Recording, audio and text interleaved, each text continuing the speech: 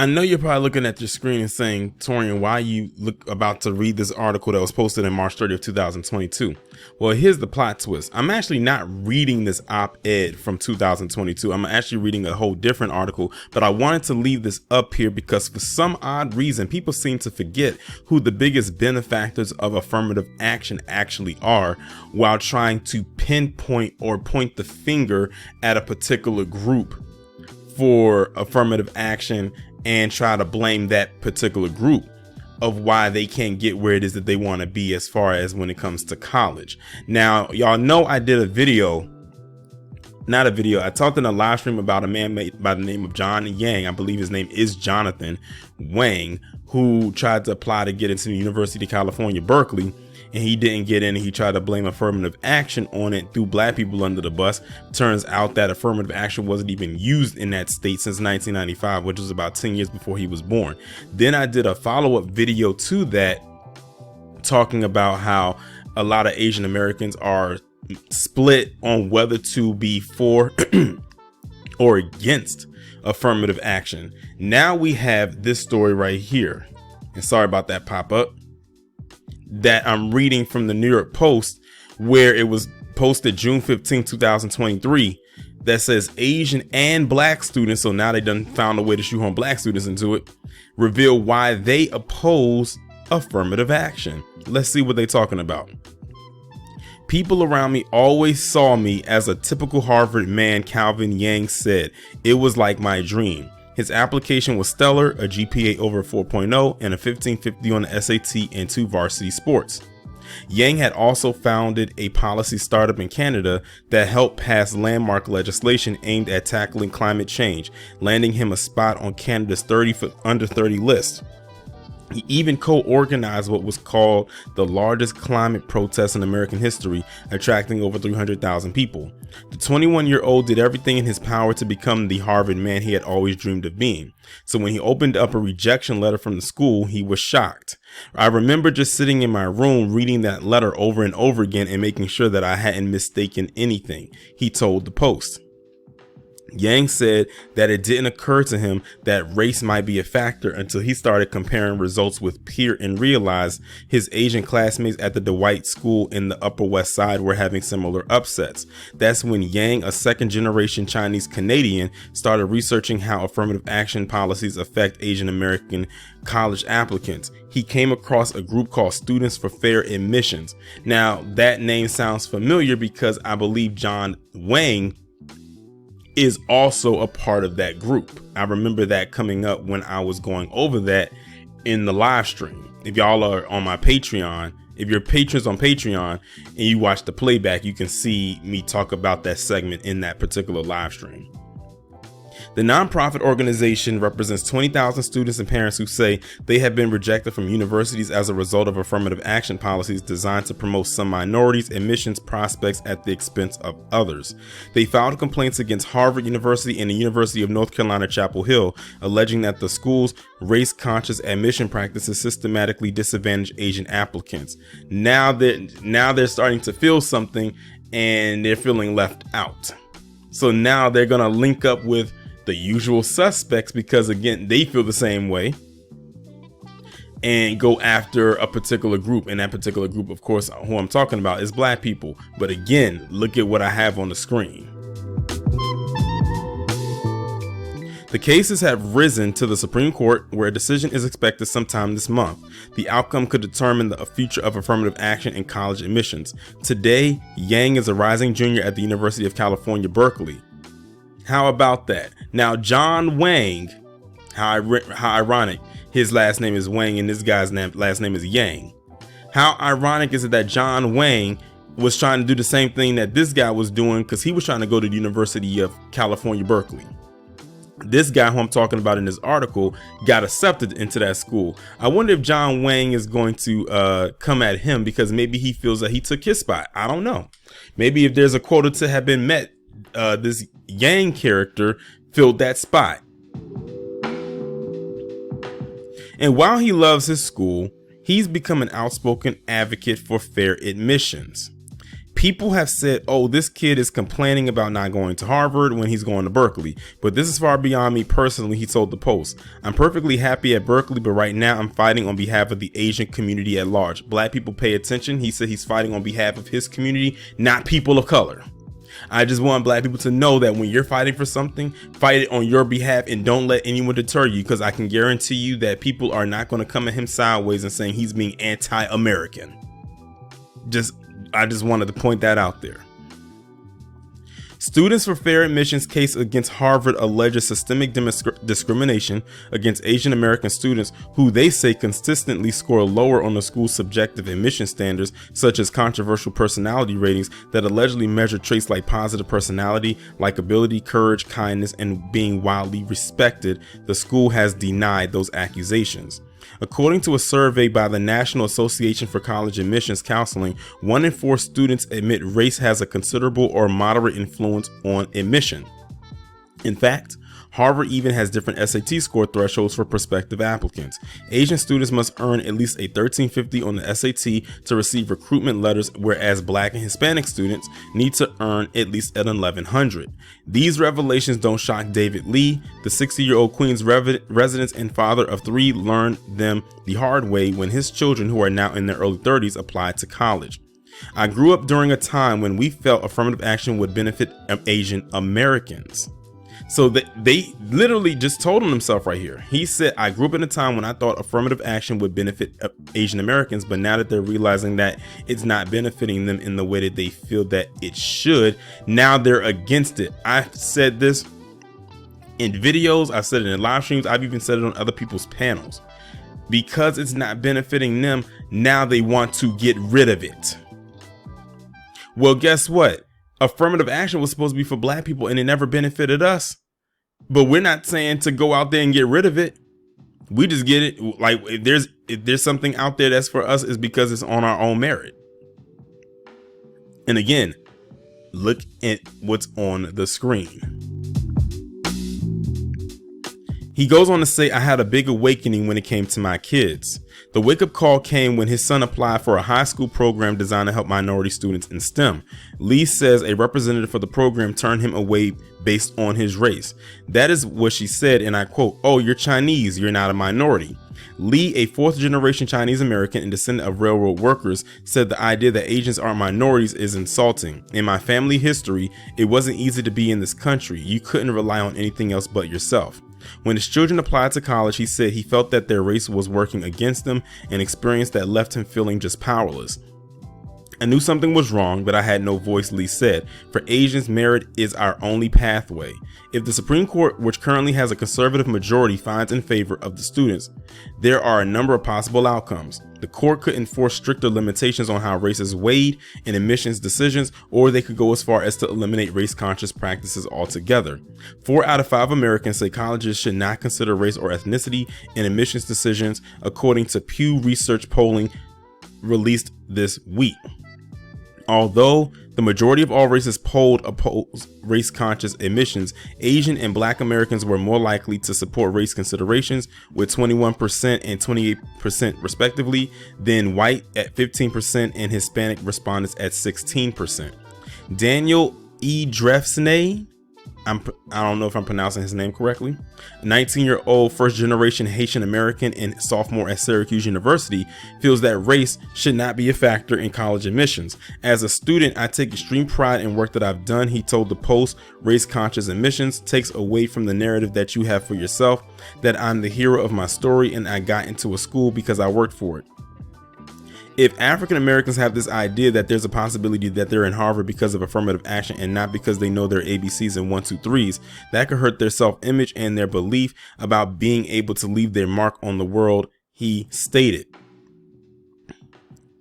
According to its website, Students for Fair Admissions is unified by a belief that racial classifications and preferences in college admissions are unfair,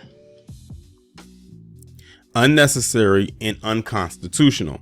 The group was founded by legal strategist Edward Blum. The Harvard and UNC cases are Blum's 7th and 8th to make it to the Supreme Court in his long crusade against affirmative action policies. The 71-year-old has previously strategized similar cases like that of Abigail Fisher, who I talked about in a previous video, a white applicant to the University of Texas who alleged race-conscious practices were to blame for her rejection. In 2016, the Supreme Court ruled against her in a narrow 4-3 ruling. Blum told the Post he's hopeful but cautious in his optimism that the court will find in its group's favor this time around. The compelling thing about the Harvard case is that the school raises the bar for Asian applicants, he said. Blum, who came of age in a liberal Jewish household in the 1960s, says he's motivated to restore the great colorblind principles of our civil rights movement. Plenty of Asian American students agree, including Amy, age 24, who asked to withhold her last name for privacy reasons.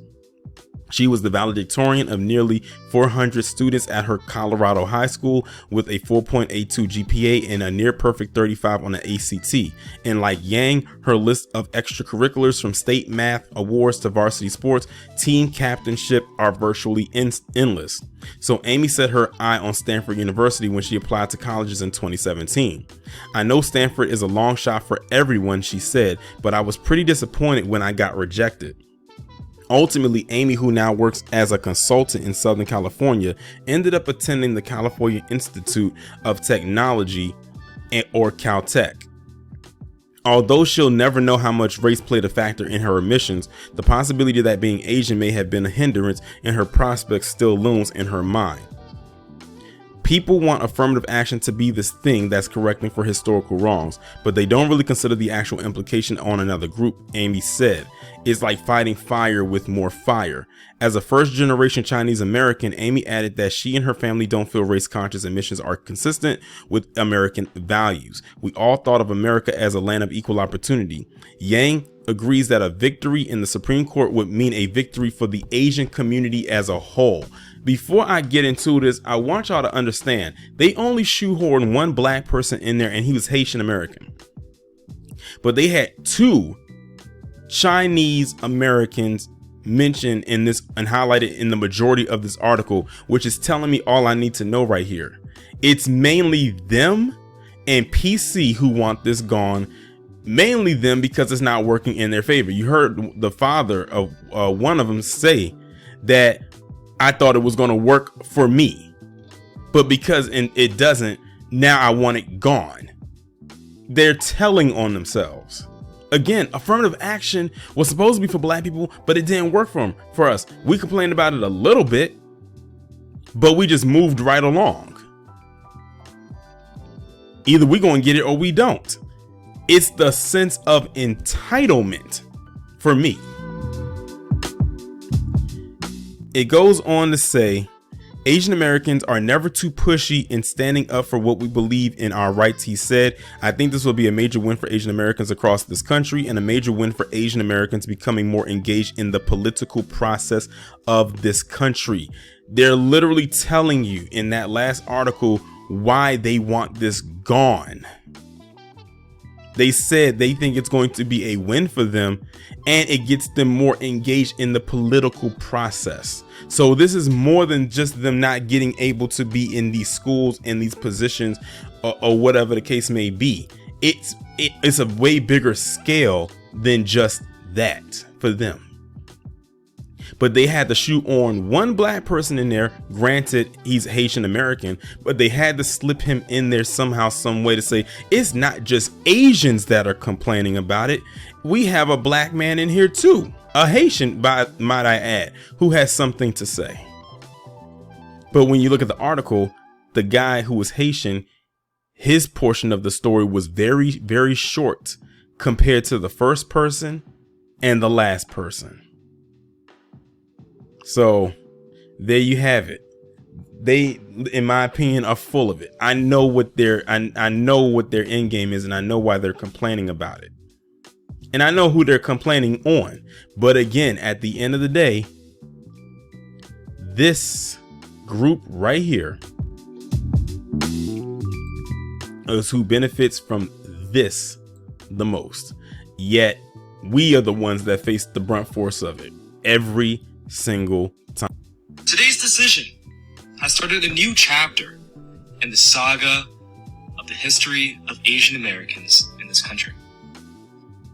It marks the promise of a new beginning, a resurgence of the principles of the American dream, and a return to the egalitarian principles for all in this shining city on a hill. Okay, so I was trying to decide where I was going to place this video at right here, whether it was going to be in the previous video that I did about affirmative action, or was it this one? But then when I realized who this guy was, I said I have to put it in this particular video.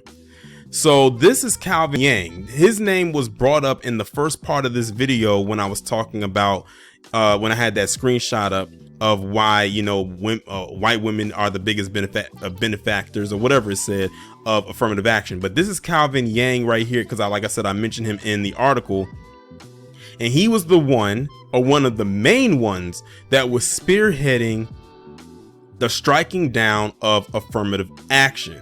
As you can see, here it is right here. They have a whole write-up, and this is off of the New York Post, dated June 29th, 2023, where he says why I helped strike down Harvard affirmative action in the Supreme Court.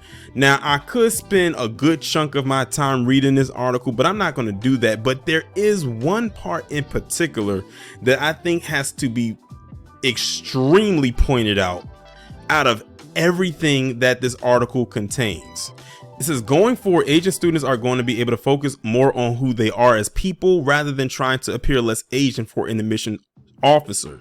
I definitely think I would have emphasized different aspects of my application and not play down my race had affirmative action been struck down before I applied to colleges. I can only speculate, but I think my chances of getting into Harvard would have been higher.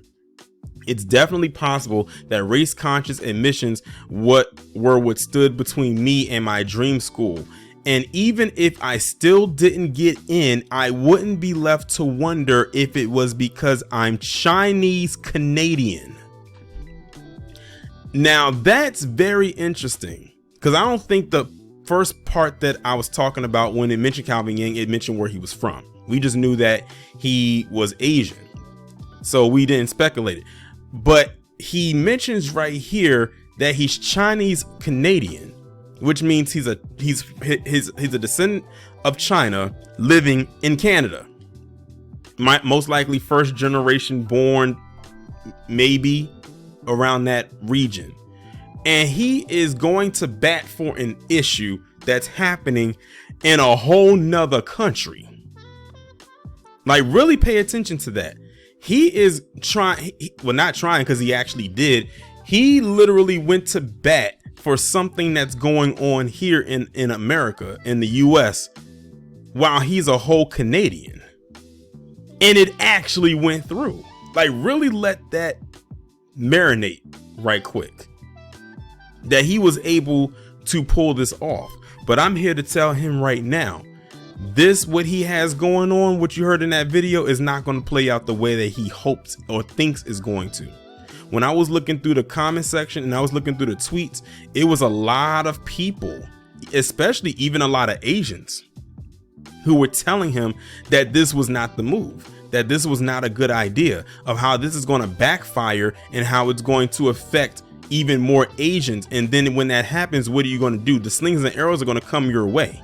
Like, he's literally made himself public enemy number one, or at least he will eventually, because like I said in the other video, they're going to find a loophole somewhere to still get a lot of the other people in. See, he's doing what John Wang did. If y'all saw the video, the live stream that I did when I was talking about John Wang in there, they're directing their animosity of affirmative action to the wrong direction.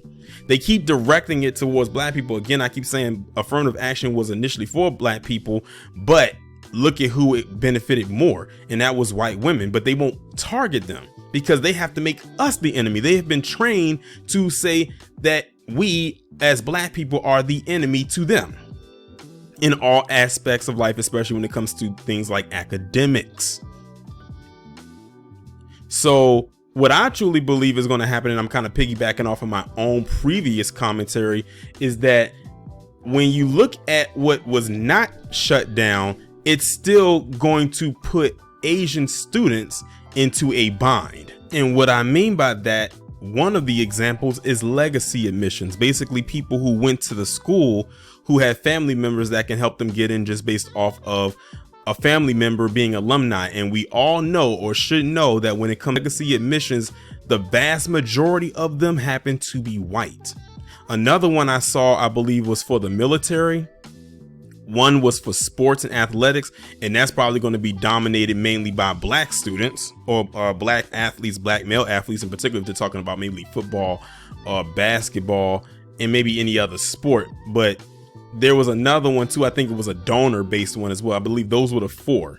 But when you put into perspective, especially this legacy admissions one, Asians do not make up even a small ounce of that.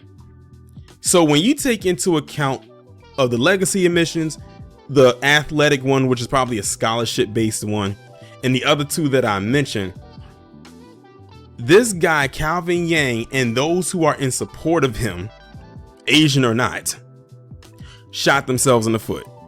You've made this even more harder for you, because imagine you went through all of this to help shut down and strike down affirmative action, and you still don't get accepted into these schools. Then what? You've done all of this for nothing. Because I'm gonna be honest, this can't really benefit me, as I've been far removed from school for such a long time now, high school and college. Even though high school is like, there's nothing really there, but college in particular, since this is what we're talking about. But then again, I went to an HBCU, so I really didn't have that problem. And I have a feeling that this is, speaking of HBCUs, is probably going to work in their favor if they're smart. Their enrollment numbers can possibly go up, but at the same time, some of these HBCUs out here who got all these issues, y'all need to handle them issues as soon as humanly possible. I'm looking at you, Howard, and some other ones that deserve the side eye as well. But I have a feeling this is very well going to backfire, and when it does, it's going to be very interesting. Again, all eyes are going to be on this Calvin Yang character, because he's the one that's literally being put out into the forefront. And when y'all saw that video, y'all saw the optics. He was the only Asian person there and the one speaking, surrounded by a bunch of PC men. I didn't see not one Asian person, whether it was a man or a woman, standing behind him. That imagery says a lot, in my opinion.